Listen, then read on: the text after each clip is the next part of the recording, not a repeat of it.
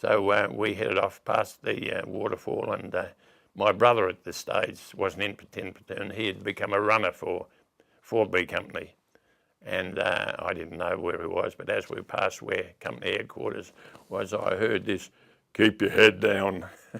He didn't say much at any time, but keep your head down, in a deep voice. So we plodded on in until we came out of the heavier growth, and we had come across quite an open area of kuno grass, what it is, it's about this high. And we were only about 10 metres into it, and all hell broke loose. Because that's they were just waiting for us to do that, and they opened up on us. And strange enough, they didn't actually hit any one of us, the whole platoon. They nicked one of our blokes, Norm Boys. As he went to ground, they nicked a bit out of his backside. It's the only one. A bit unlike what I'll tell you about later, a bit unlike what we did later. They opened fire from, I don't know, excuse me, pulling the face, I don't know, maybe 50 metres away.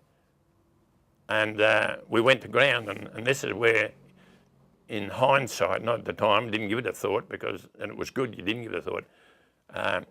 Jack Girk was our lieutenant, and immediately we hit the ground. He said charge. Had he not said charge and you'd laid there for 20 seconds perhaps, you might have thought, oh God, oh hell, what's going to happen here? But we noticed when he hit the ground, he said charge, and we charged across this open space, and they still didn't open up on us when we were charging across it. I feel a bit goose fleshy now thinking about it. And I'm not the bravest bloke, but I must have been pretty close to the loot and heard the order before him, because I was one of the first ones over, and I grabbed, as I thought, shelter behind a tree. But unfortunately, the tree, I'm not very broad, the tree was about 2/3 of my width. And I got behind this one, and that's when two of my mates came from behind me and got hit. That was Mick Clark, who got killed, and George Maidman, who got wounded. And while I'm behind this one, I was in an invidious position. That's a pretty big word. I couldn't pick up my rifle to do anything because I was sticking out both shoulders, and I'm not just saying that there was either 5 or 6 slugs hit the front of the tree, but they weren't good enough shots to hit my shoulder. And at about this stage, when I was standing there, so the grass was long, I felt a tug on my bottom of my pants. And I know I'm joking about this, and I have made the joke of it at some of our turnouts. I've said to people, I didn't really think it was a Jap wanting my autograph. I looked down, it was one of my Bunbury mates, Ronnie Rushton. I said, what are you doing there? He said, move over. I said, move over, Ron, I'm sticking out both sides now. I said, beat it.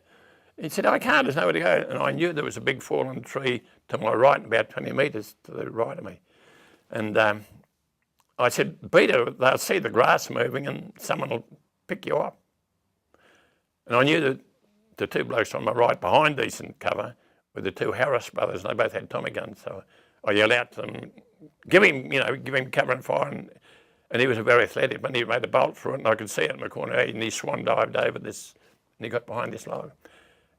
In post years in Bunbury, whenever I'd meet him and he'd be with people whom I didn't know, because I still knew Bunbury people, it would always introduce me by the bloke who saved his life. I said, I didn't save your life.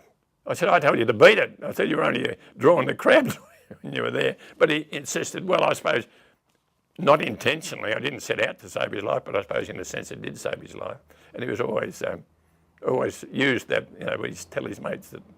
Anyway, after perhaps seconds or a moment or so, I thought, well, I can't do anything here. I could be better off where he's gone, and he's made it. So I called out to these two brothers, give me cover. And I made a bolt, and I got over there. I did a swallow dive over this log and got away myself, as it so happened. Anyway, after a while, we realised that we were in trouble because the 53rd, who was supposed to be protecting our right flank, had shot through. And that's why we had to pull out, because we had no cover ourselves. And they were, well, the two blokes that got killed alongside me, that's how they'd got, because they were still more or less in the open, and they'd got picked off, but the 53rd unfortunately had disappeared. So that's why we had to pull out, so the whole exercise was fruitless, because we had to pull out after getting that far. Although I think Keith Norris had 10 platoon, and the others had to pull out too, because we were, to be honest, I never saw a Jap there, because they were hidden there waiting for us to get there. George Maidman, who'd been wounded, he got back to under his own steam back to company headquarters that day. We got lost and didn't get back till the next day. I mean, that's how bad it was. I remember saying to Jack Gherkin later in life, talking about something, remember when we were lost? He said, Jim, we weren't lost, I knew where we were. Well, I thought he was ex-officer of mine. I wasn't going to say it, but I thought, well, if we weren't lost, it took us a long back time to find our way back to our company.